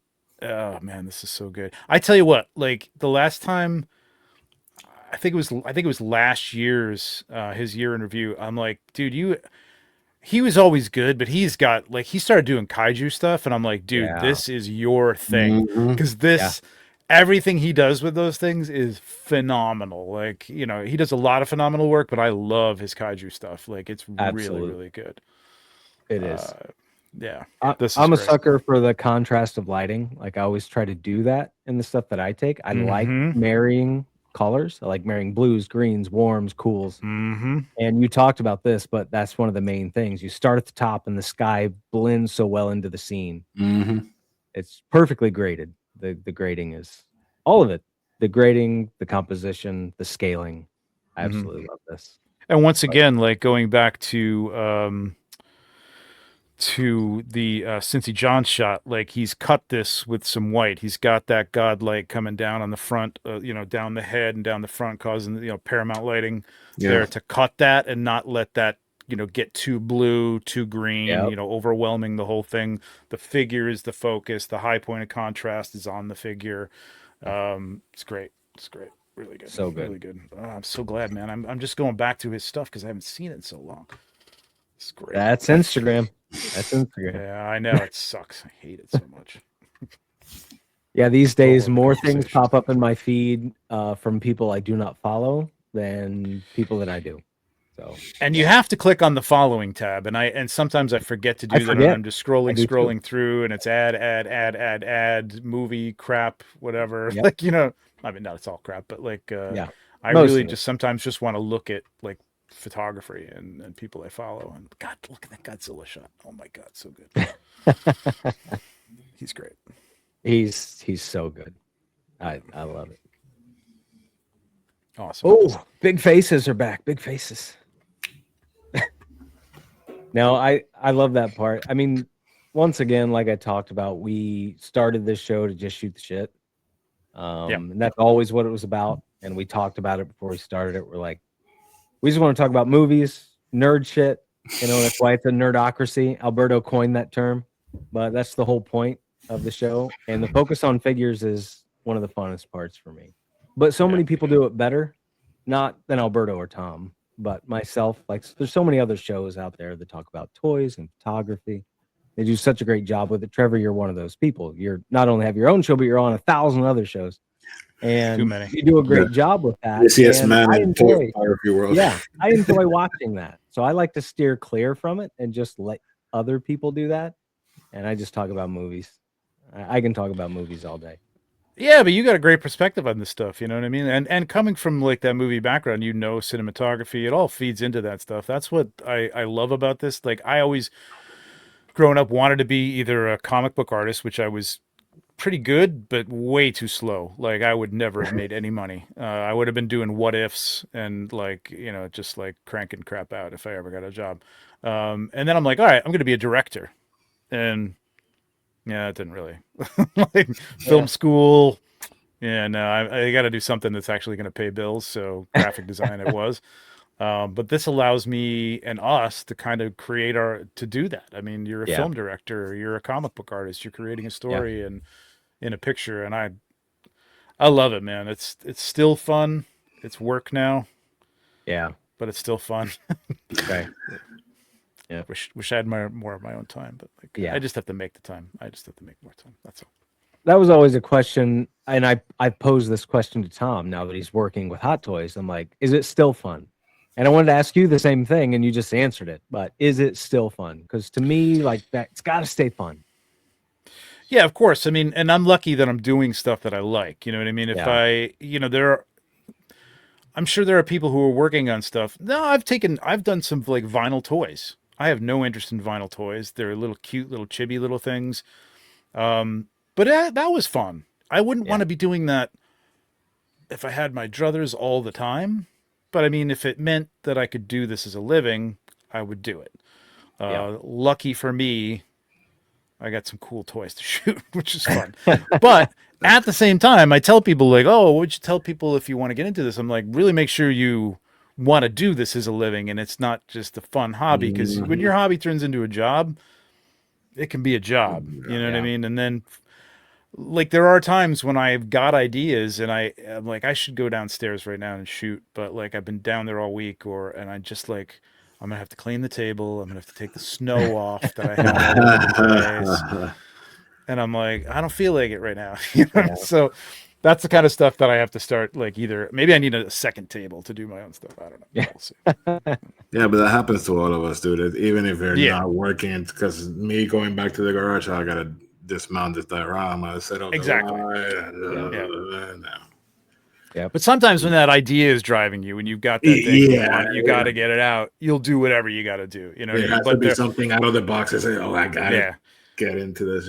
Yeah. So. But with this, it's like, okay, I can set this up. But there are times that I'll set stuff up, and I'm like, well, I'm just going to want to leave this for like a day or so because maybe I'm not going to nail it. Odds are I'm not going to nail it the first time out. You know what I mean? So I'll just leave it up and play with it. And sometimes I don't always have the luxury of doing that. So it's just got to be, I got to get it done. And what I have to do is start to learn to, this is a lot of therapy right now, do stuff more like Joe was doing. Like, just think about that kind of stuff. Like get back into like, hey, maybe I'm going to do portraits. Like I love Tom did that portrait challenge. And I did that with my, give me 5 figures to shoot, characters, whatever. And that's it. I got to do this as a portrait. Don't have to have a whole lot of background. Don't have them fighting people or a big scene or anything. It's just a nice portrait of a figure.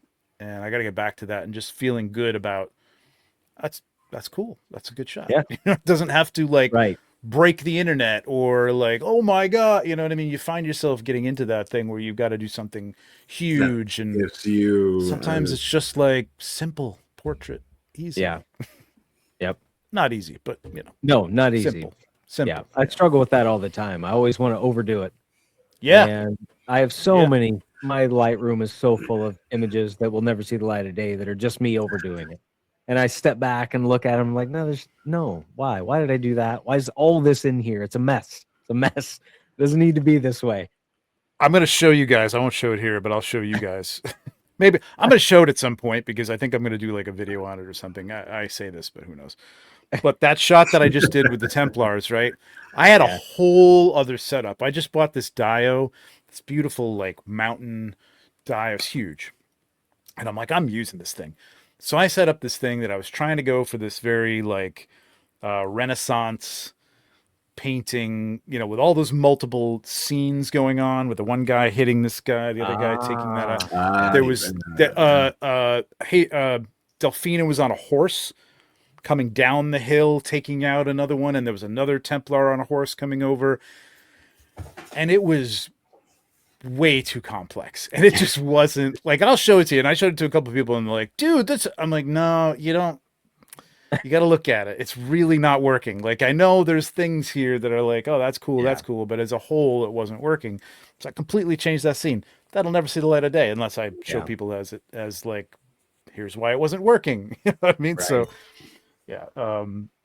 But that's what I mean. Like, everything doesn't have to be that big. I think I'd love to just like focus in on 2 of the figures doing something and just call it a day. That's cool, you know? Right. So, got to think more like that. Yeah. Yes. Yeah. Well, guys, we've gone pretty long. I know normally Tom's a busy man. We get out in about an hour, but I knew with having Trevor on, I wanted to go a little longer. Hopefully that's okay. So we've almost touched. Yeah, we've gone an hour and 45, and it's been a fucking blast, man. Thank you. Thank you. This was fun. Coming on. Yeah, let's do it again. It was great. It's therapy for all of us. So It is. That's the whole point of the show, to shoot the shit after every week. You know, so end up Sunday night, just close it all out. On to the next. Even my wife says, "You're looking forward to your show on Sunday." Yeah, I need to get shit out. So this is why we got to do. We got to do this more often. Somehow, even if it's not on YouTube, just because like I love talking to you guys. I miss after Legion's Con. I miss you guys. Yeah, and I got to do more of this. Yeah, so I agree. I try to keep us together through chats or something else, but this is the fun way to do it. So we gotta do. Yeah, and I'm one of those people. If a text thread, if I get 5 messages behind, I ain't comment on anything. I'm out. Exactly. So like, okay. Yeah. I'm done. Yeah, that's me too. But the point is that you know that we're there. So if in any case you gotta drop by and say something. So just like TJ said, he popped in, he trying to squat for a shot, which makes me laugh. I understand. That's completely. So the day you feel like shit, just post something. I will back you up. So that's why it's there. So. Well, guys, that's going to do it for this week's episode. Once again, it's been a great episode. Thank you again, Trevor, for coming on. Everyone, make sure to check out his socials. If you don't know him already, 1/6 Shooter, you won't be disappointed. You already know us. Get your fill of us. But this will be the last show of this year for Nerdocracy. So Alberto's heading off to, where are you headed to? I'll be in Spain. Yeah, you'll be in Spain. For a bit, so Alberto will be in Spain. I'm disappearing. I'm going to reclaim my citizenship that was taken away from me at some point. So just in case I need it.